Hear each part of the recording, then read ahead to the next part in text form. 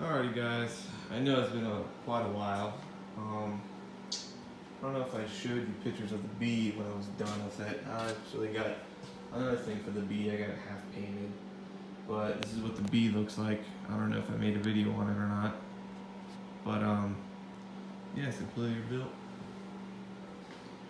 I'm not sure if I did or not, but that's the cultivator I bought for 200 bucks, which I think is a good deal. And then this is my other project I got going on. It's a 4020. It's my girlfriend's brother's tractor I'm working on for him, and he wants me to replace a couple of gaskets. So I took the fuel tank off, took the hydraulic cooler off, radiator. We gotta replace this gasket around here. I don't know if we want to replace the water pump gasket or not. This right here, this piece that goes in there is a pump. That's your pump right there for your hydraulics. That pumps everything and makes everything move throughout this whole tractor, like the power steering and everything like that. But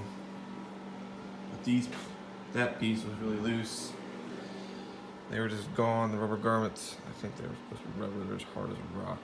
And I really don't know if it's supposed to have that big of a gap right there. Because the other side looks good. It looks pretty like beaten. I don't know, right here from it hitting. So I don't know if it needs a new one or it's supposed to be like this or it's just over the period of time of this spinning. I have no clue. I thought you had to take the Y front off too because it has that plate that covers the whole bottom front piece on it. I thought the hydraulic cooler had lines going right through that, so I took that off. Well, I didn't really need to take that off, but I got more walk room to walk around, so it was a pain in the ass. It's gonna be a pain in the ass to put back on. Yeah, so I gotta fix that, fix those gaskets, fix the valve cover gasket. I have to split the tractor in half right here to fix the clutch pad in there. It's gonna be repainted. There's all the stuff over there.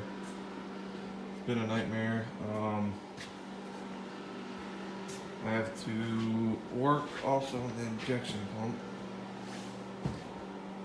which I have no clue about, like how it works and everything. So it'll be fun.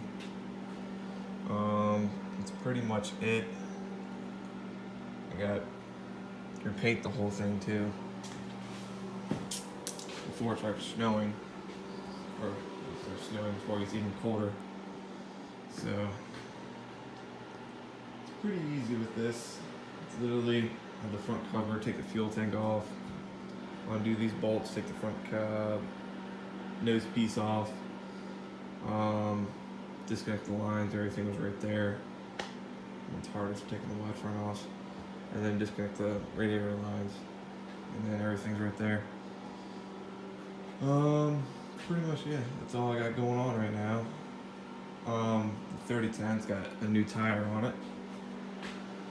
That's all done. I repainted that one. I don't know if I made a video on that or not.